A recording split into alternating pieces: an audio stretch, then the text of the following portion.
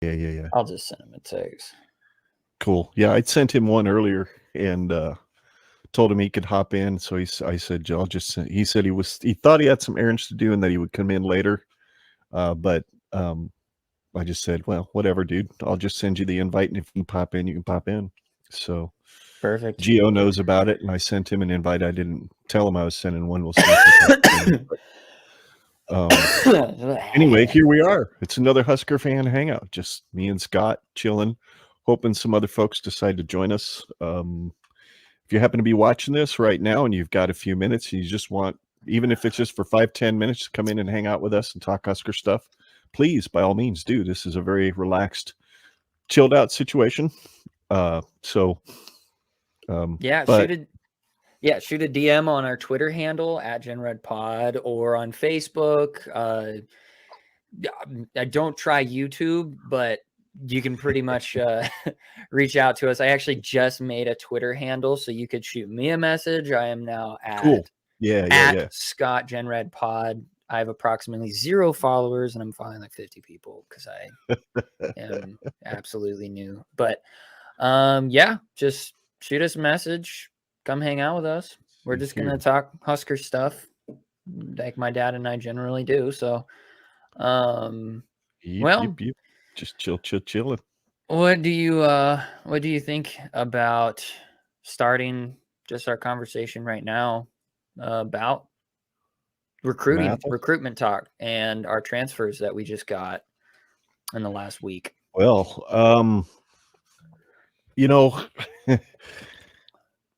it's the devil that we're stuck with, and it's the devil that I wish never would have entered college football, which would be basically you can transfer whenever you want, wherever you want, at least once, and now everybody's got the opportunity to make money with basically no cap. There's really seems to be no rules on tampering or any of that kind of stuff. So, based on the stories I've heard, now I understand Nebraska media is good at putting the positive spin on just about anything. But the interview, I don't know if you caught the interview that Sean Callahan did from Husker Online with O'Shawn Mathis. It appeared that, doggone it, he was really, really impressed with everything Nebraska laid out as a program for him. He was extremely touched. His mom was extremely touched by the fact that they really made sure to pay attention to his younger brother, who is on the autism spectrum. Oh. And not only did they do film sessions with O'Shawn, they did film sessions with O'Shawn, his entire family, and his little brother was in there too. And he made it a point of saying that Dawson said something to the effect of, he pointed out holes in his game, some things that he could be exploited for in the Big Ten if he doesn't clean them up. And he said he really appreciated that. And his little brother said something to the effect, yeah, I think this guy will make you a really good football player, Daddy, or, O'Shawn. So I was like, wow, that's kind of neat. So apparently Nebraska rolled out the red carpet for 3 days. And, it doesn't hurt to have a $500,000 NIL deal on the table, but who knows how much was offered to him 20 miles down the road at Texas, and he chose us. So that tells me he knows his shot at the NFL is better by playing here in this conference than, playing in a conference that's basically going to be lame in a couple of years when both Texas and Oklahoma leave. What did you think of his commitment? Like everybody else, just drinking the Kool-Aid, but also not trying to drink the Kool-Aid. I would say that just right off the top of my head, the area that I would be pessimistic about is just the change of league that he's going to be a part of the Big Ten now. And while he was a standout player and according to 247 Sports, a 4-star transfer guy, top 100 in the country, defensive player. Yeah. Hands down. And when it comes to the transfer portal, I'm just curious about how it's going to transition to the Big Ten. Like you said, Mike Dawson did point out some holes in his game and potential areas of concern that he's going to need to figure out how to address. But that is my pessimistic point, is can he transfer that skill and that speed and that tenacity and make it translate to Big Ten physicality football. But regardless of that, awesome. I mean, dude's got just an absolute stellar name. I mean, O'Shawn Mathis, like it just sounds like a defensive end rushing edge name. rusher. Yes, it does. It does. And no, I did not see that interview, and that is actually really I hadn't heard the brother portion of that that you could tell, or no, that's me speaking in terms of that I know what went on, which I don't. So this is just off the top of my head. It just sounds like they did everything that they could to make Mathis feel like this was going to be a home away from home, and that for his final graduation, grad transfer season, he's going to be able to be somewhere that he is not only comfortable with, feeling like he can make himself an actual like first, second, maybe even, second or third, maybe even a first round draft pick. But also that he's going to like where he's at, and it's not just all business, which I'm sure there's a business side of it. I'm sure he got paid, right. I mean, have you heard any rumors of how much NIL he might have acquired? I imagine it's probably upper six figures, if not seven figures. Yeah, the latest I'd heard, at least on like Hail Varsity and a couple of other outlets that were talking about the commitment, said that it was more of a right in that 250 to 500,000, $500,000 type deal. Oh yeah, because he's I only don't gonna be here know. for a year. Yeah, That makes sense. I mean, It would be an insane thing to offer Sure. somebody over, $1 million to go play for 1 year. I 1 year. mean, Yeah. but I In a mean, in the conference he's wild, never played in. Yeah. in the wild west of I don't know why I didn't think about this, man, but I had no issue, like I'm a typical millennial / like on the tinge of Gen Z, I'm like right in that younger age of things. So I don't, like Yeah. my brain just recently connected all together. Like the frontal cortex is actually connected to everything else. And so like, I don't really have that much of a wisdom with foresight and whatnot. But I did not think about the implication that there was going to be an untethered, positive feedback loop of just gratuitous amounts of money being pushed out at there's hundreds of players, millions and millions, hundreds of millions of dollars going to hundreds of kids, collectively, that is. Yeah, dude, this whole transfer portal thing, I don't care about the fact that people can just leave on a whim and go wherever, because if that's your mindset, like, knock yourself out. You're probably going to sit second and third on the bench your whole life anyway. So however, the amount of money that's being pushed around without any regulation whatsoever is just insane. Like, it's kind of scary, isn't it? Yes, because this is the first year where it's really, really going, like, you're seeing the full extent of it manifesting itself.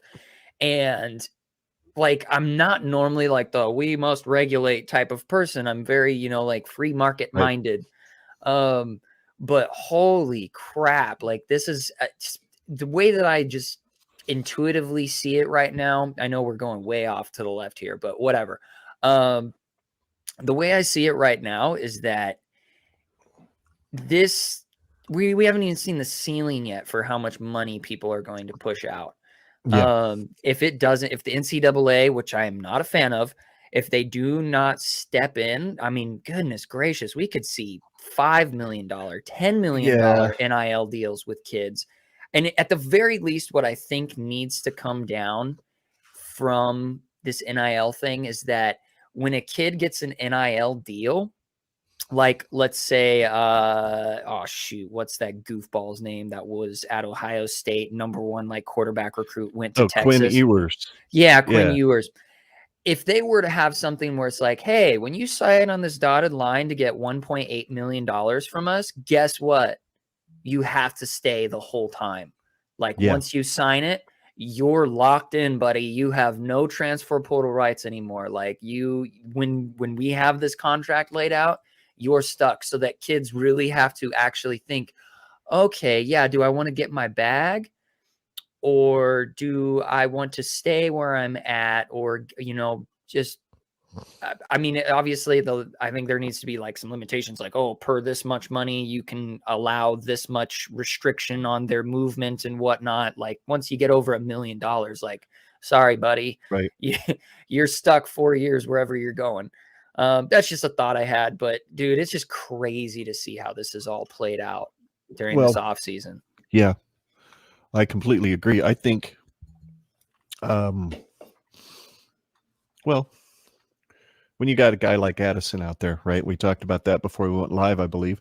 Yep. Blitnikoff winner. Basically, what I've heard on a lot of the shows is that, USC's been courting him for quite a while, and he hadn't declared for the transfer portal until the very, very last possible second. And so now his services are up for bids. Something tells me he probably ends up at USC. Though I wonder how attractive it would be to come to a place like Nebraska, where you've got his old coach here, the guy that got him the Blitnikoff Award, and two quarterbacks that are both 4-stars that are probably going to be competing pretty hard in the fall for a starting job. I don't think Casey Thompson has landed that job 100% in any way, shape, or form. I saw just enough from Purdy in the spring game as far as arm talent that I think he could really challenge him. I think he would have challenged him hard in the spring if he hadn't been hurt. But that neither doesn't matter because Kenny Pickett's obviously not here. But, why wouldn't he want to come play for his old coach if he's got maybe this collective that Brad O'Shawn here is going, hey, we've got another $500,000 if you want to just show up and see if you want to. Dude, Trey Palmer on one side, Addison on the other, friggin' Omar Manning, for God's sakes, in the slot, and interchangeable between him and Palmer and Martin and all those guys. I mean, there's just going to be crap piles of speed all over the field. I don't think it happens, but in this day and age, you can't ever say never. And a program like Nebraska that's been down technically for so long, they're going to throw their wild oats out there as often as they possibly can to get as many people into the fold to help them win, I believe. What do you think? Do you think there's even a remote chance that a guy like Addison ends up wearing the red N on a helmet? I would say that it's like at best, I would say like 20% chance. Like, it's not very high. The areas where I would say I think that it's possible is exactly the thing that you lined up as coaching staff. He probably has some trust and confidence in Mark Whipple's ability to make some things happen for his benefit. And then the other area would be, well, that there's going to be a fan base that's going to be looking at you with some starry-eyed, desires from you. And so, what better way to, because what is he? What year is he at? Is he a junior? I believe he's a graduate.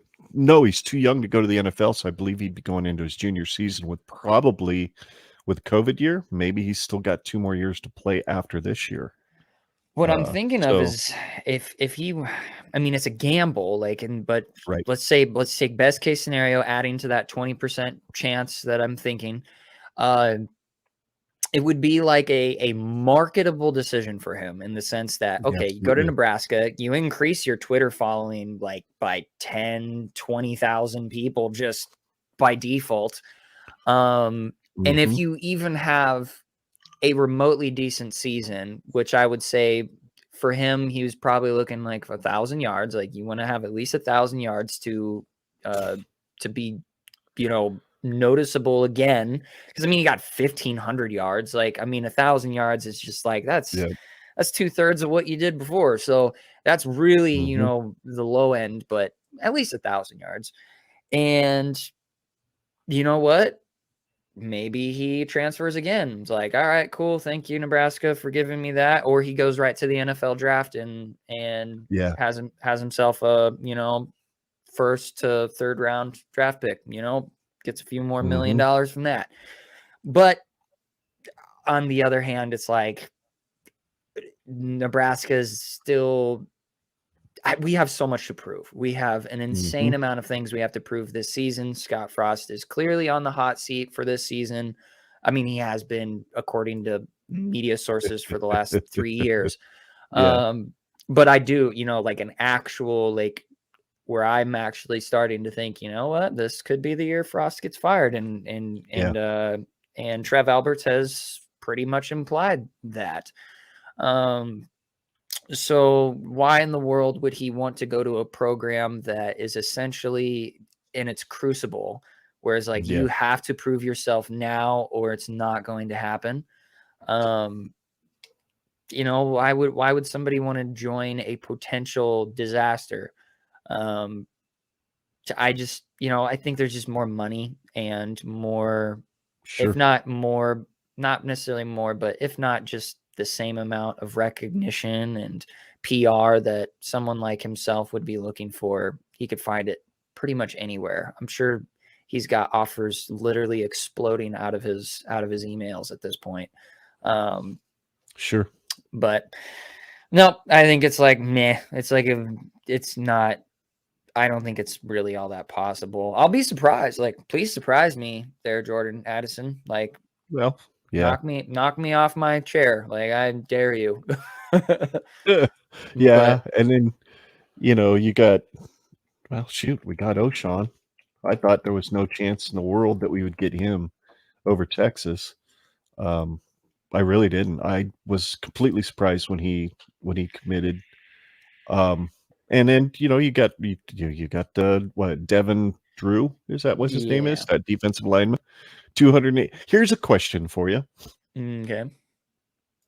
6'2", 6'3". I think this Devin Drew is 280 pounds, markedly smaller for an interior defensive lineman than what Nebraska's been recruiting lately. Are we looking at a likely shift more full-time toward a 4-3 defense? Because imagine this lineup: Garrett Nelson on one end, O'Shawn Mathis on the other, and then you've got Ty Robinson and Devin Drew lined up in the middle. Devin Drew's got over 900 Power 5 snaps under his belt. The dude's got loads of experience. So we're basically, just like Mathis, we're going to get him for a year. But man, if we can make a 4-3 look really good, yeah, I could see a lot more of those kind of guys getting plugged into the program in the future. But yeah, that I'm kind of excited to see what this, as much as I thought it was a detriment about 5 days ago, I'm actually really excited to see what this defensive line is going to be now. Yes, and I think that to add on top of that, I would still like to see a few more pieces plugged in, obviously. Sure. However, this does relieve some of the like, oh shit, freaking Casey Rogers going to Oregon, and just feeling kind of like, okay, why are they leaving? Is it because they know that they're just about ready to get outplayed by somebody that we have yet to know is coming? Or Yeah. is there some sort of like disintegration of trust and confidence in our defensive line? Like is there something wrong with shit. Take another drink, son. Oh yeah, that's a lot of things. Yeah, that's a And lot I of ain't drinks. bleeping it, so Google's going to give the old explicit tag on the podcast, but that's okay. Mike Dawson. I don't know why I was blanking on on it. Yeah, with Tony Tuioti going to Oregon and having Mike Dawson fill in there. Maybe there's a vibe problem, but with these guys committing, maybe there was something that they knew in the locker room that we didn't. That was like, hey, do you want to continue to compete here and not have a for sure job, or do you want to go somewhere that needs you and you have a better chance at competing? I don't know. Here's my take on it, and I think I heard this take on I think it was Hail Varsity. I don't remember, but I think part of the reason why you saw guys like Rogers Damian Jackson. I think maybe they were encouraged to say, hey, we know we've got a couple of dudes coming in the next week or so, and you might be sitting watching a lot of football this year. We'll probably need to use you, but if you can take your talents elsewhere and get yourself a decent NIL deal, why not? I mean, Damian Jackson, he could go to go wherever, and I'm pretty sure some vet out there that owns a business is going to give him an NIL deal, right? Yeah. And then, Rogers, as soon as he put his name in, he had offers from Arkansas, Auburn, USC. There they are again. But my take on the reason why guys like Mathis and Drew showed up is they know full well about Mike Dawson's NFL pedigree, a pedigree that, quite frankly, Tuioti didn't have yet. He's only coached in college, as far as I understand. Whereas Mike Dawson has a pedigree, and he's got a pension now too. He's coached long enough and well enough in the NFL to get him to earn his pension. I think guys like Mathis and Drew said, yeah, Big 12 didn't have a single dude recruited or drafted in the first round this season. Not a single one. Now that's saying something. And I think guys like Mathis and Drew said, oh, if I want to have a shot at least getting drafted, much less the first round, we've got to go somewhere where we're playing, well, NFL style football, because that's what the Big Ten plays. It really does. It plays an NFL style in a lot of places, and they have NFL style linemen, big, mean, nasty dudes that just like hitting people. And Mathis is going to get tested. Drew's going to get tested. But if I have confidence on one side of the ball of any of them, I've got confidence on that defense. And I think I like how we're looking, especially on third down. Imagine, Dawson and Stan are going to freaking sit in a lab somewhere and stir up a way to get Tanner, Nelson, and Mathis on the field at the same time. That's going to happen. Oh, yeah. And all three of those dudes have an unstoppable motor. So I can't wait. I really can't. I mean, I cannot wait to see the game in Ireland, just to see what this offense is going to look like when it gets unveiled, and B, what this new look defensive line is going to look like. Are they going to come in a four-man down front, or are they going to come out with three guys down and one dude outside with another guy showing blitz? I mean, I can't wait. I can't wait to see what it looks like.